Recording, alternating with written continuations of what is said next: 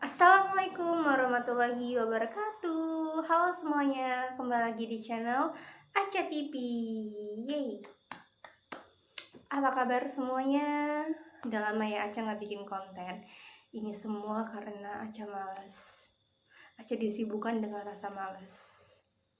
Makanya Aca nggak bikin konten. Padahal harusnya ngerintis ya, semangat ngerintis channel. Tapi ini malah males. Udahlah, lupain soal itu. Aca kembali bersemangat bikin konten, dan konten kali ini Aca mau berbagi ke teman-teman semua. Berbaginya tentang berbagi tips gimana caranya sembuhin luka putus cinta, luka patah hati, dan luka lama yang tak kunjung sembuh.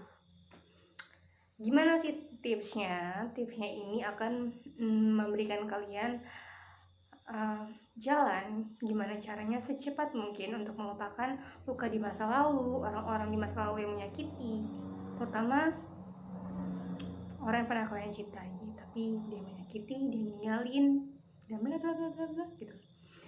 Dan sebelum masuk ke video pembahasan, Aca mohon banget sama teman-teman yang belum subscribe channel ini, please di subscribe, dan yang nonton video ini jangan lupa untuk like, komen, dan jangan lupa share juga ke teman-teman kalian yang ngalamin hal ini, yang ngalamin putus cinta, patah hati, dan ditinggal pas sayang-sayangnya.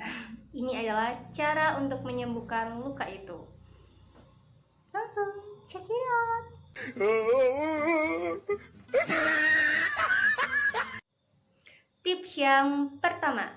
Tips yang pertama adalah menyisihkan waktu kita untuk melupakan dia.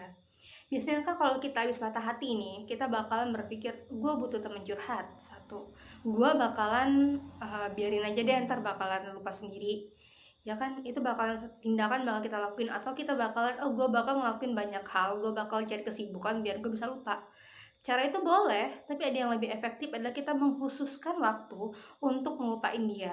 Cari tempat yang tenang, kita ungkapin perasaan kita dengan tangisan, atau dengan kata-kata kita curhat dengan diri kita sendiri. Karena kalau curhat sama orang, kalau dia bukan ahlinya, bukan psikolog atau ahli psikologi atau yang lainnya, itu akan jatuhnya gibah, dan dia nggak akan bisa jaga rahasia, dia bakalan umbar itu. Oke? Jadi gitu. Jadi kita bisa ungkapin sendiri di tempat itu, di ruangan itu, di waktu itu, tanpa resiko yang biasa terjadi, yaitu ujung-ujungnya ngegibah dan ngumbar aib, ya kan?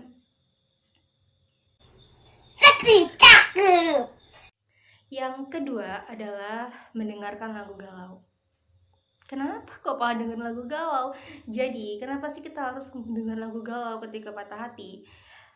Bukannya bakalan bikin kita makin sedih, ingat memori-memori si dia lagi, kita bakalan terpuruk, kita bakalan susah bangkit. Enggak sih, bukan kayak gitu. Dengar lagu galau itu justru ngebikin kita untuk memvalidasi perasaan kita, ingatan kita tentang dia, sehingga kita lebih mudah untuk melupakan gitu. Nice. Cara yang ketiga atau tips yang ketiga adalah membaca cerita tentang putus cinta, cerita tentang yang sedih-sedih. Itu kenapa sih kok malah disuruh sedih lagi, udah sedih malah disuruh sedih lagi? Ini dikarenakan kalau kita membaca tentang sesuatu yang menggambarkan diri kita, itu akan membuat kita jadi tenang, atau kita akan berpikir, oh orang lain juga pernah merasakan apa yang saya rasakan dan dia berhasil bangkit gitu kan, yang happy ending. Kalau yang sad ending malah bikin kita makin ya gimana gitu kan. Justru nih, dengan ngebaca cerita tentang putus cinta, kita akan kembali meribut pikiran kita, logika kita yang mungkin tertutupi oleh perasaan kita gitu. Kita bakalan mulai, oh orang lain juga sama kayak kita gitu. Dan aku gak sendiri di dunia ini, bukan aku yang orang paling menyedihkan di dunia ini gitu. Dan aku bisa bangkit, aku yakin itu. Harus punya pikiran kayak gitu ya guys. Dan yang keempat tipsnya adalah kontrol 3 kegiatan, yaitu tidur, makan, dan olahraga. 3 kegiatan ini wajib banget kita kontrol saat kita lagi patah hati. Kenapa? Karena tidur itu kita butuh banget agar diri kita, jiwa kita beristirahat, saat tidur kita mendapatkan ketenangan, begitu bangunnya kita fresh dan memperbaiki perasaan kita gitu. Kita jadi kayaknya jauh lebih baik nih tidur gitu. Pasti semuanya merasa kayak gitu kan. Dan yang kedua adalah makan. Kita harus mengontrol pola makan kita. Biasanya kalau lagi patah hati, kalau dia nggak nafsu makan, dia bakalan kebanyakan makan, ya kan?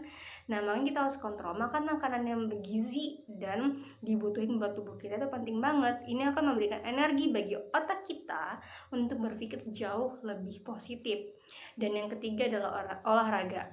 Buat yang atletis atau yang hobi olahraga, dia bakalan nyurahnya ke olahraga, terus main bola, terus ketika patah hati dia bakalan salurin perasaan dia ke olahraga ini. Ya boleh, it's okay, tapi jangan terlebih. Kembali lagi ingat kesehatan, kemampuan kesehatan, dan juga kembali lagi butuh istirahat. Dan yang nggak pernah olahraga ini bukan diwajibkan, memang ya harus olahraga. Selain buat sehat, olahraga ini ternyata bisa juga menjadi suatu media bagi kita menyalurkan perasaan kita, melampiaskan perasaan kita. Kalau kita tuh lagi patah hati dengan olahraga apa kayak selain sehat, ini juga akan mengurangi perasaan kekesalan di hati kita. Kita bisa lampiasin pas kita olahraga. Yang kelima itu adalah melakukan self care, peduli sama diri sendiri. Kita mulai merawat diri kita lagi. Tujuannya nggak cuma buat glow up, tapi justru pada kondisi kita lagi patah hati ini adalah saat yang paling tepat buat kita memanjakan diri.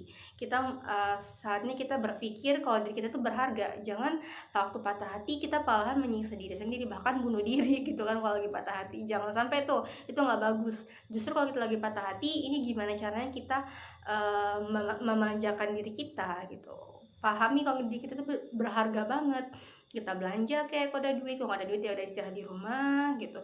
Jaga kesehatan. Kembali lagi ke tips nomor 4, jaga pola makan, pola tidur, dan olahraga gitu. Itu bakalan membuat kita jadi diri gue tuh berharga gitu. Gue harus ngelakuin hal positif buat diri gue. Kalau gue bisa glow up, kenapa enggak gitu. Kalau gue bisa ngelakuin hal yang positif, ya kenapa enggak. Kalau gue bisa glow up di bidang karir, kenapa enggak gitu kan. Di saat patah hati inilah kita nge-glow up semuanya gitu dalam diri kita. Oke? Yang keenam, dan ini tips yang terakhir, cara untuk menyembuhkan luka patah hati. Yang keenam itu adalah menghindar dari orang yang nyakitin kita, yang ngebuat kita patah hati tersebut. Oke? Kenapa sih harus menghindar? Justru dengan kita menjauh dari dia, kita nggak tahu lagi tentang dia, itu akan memberikan peluang besar bagi hati kita untuk melupain dia. Kita nggak inget-inget dia lagi nih. Dan kalau bisa tuh blok aja semua akun media sosialnya. Itu bukan sikap yang kekanak-kanakan ya, itu malahan membuat kita jadi lebih mudah melupain dia dengan cara yaitu kita nggak akan inget-inget dia lagi gitu kan. Kalau misalkan kita masih kekanak-kanakan nih ngeblok dia, kekanak-kanakan ngejauh dari dia, itu malah bikin kita kayak aduh inget lagi gitu. Seharusnya gua sama dia nih gitu kan, harusnya gini begini gitu. Itu nggak akan ngebikin kita move on dengan cara yang mudah. Cara yang terbaik adalah ya udah jauhin aja nih orang. Nggak apa-apa kok diblok semua akun media sosialnya, lebih baik kita nggak tahu lagi soal dia dan nggak ketemu dia lagi untuk sementara waktu, nggak selamanya gitu. Memutuskan tali silaturahmi kan nggak bagus ya, tapi sementara waktu aja deh. Selama aku lagi patah hati, aku mau menyembuhkannya. Selama menyembuhkan, nanti kalau udah sehat, aku bakalan silaturahmi lagi dengan cara yang baik begitu. Oke, udah selesai deh aku ngasih tipsnya. Makasih udah nonton sampai habis, semoga bermanfaat. Dan yang patah hati, yang lagi sedih, semoga cepet-cepetan bahagia deh. Karena bahagia itu kebutuhan ya. Munafik kalau orang pengen sedih mulu. Orang nggak pengen bahagia itu nggak mungkin gitu.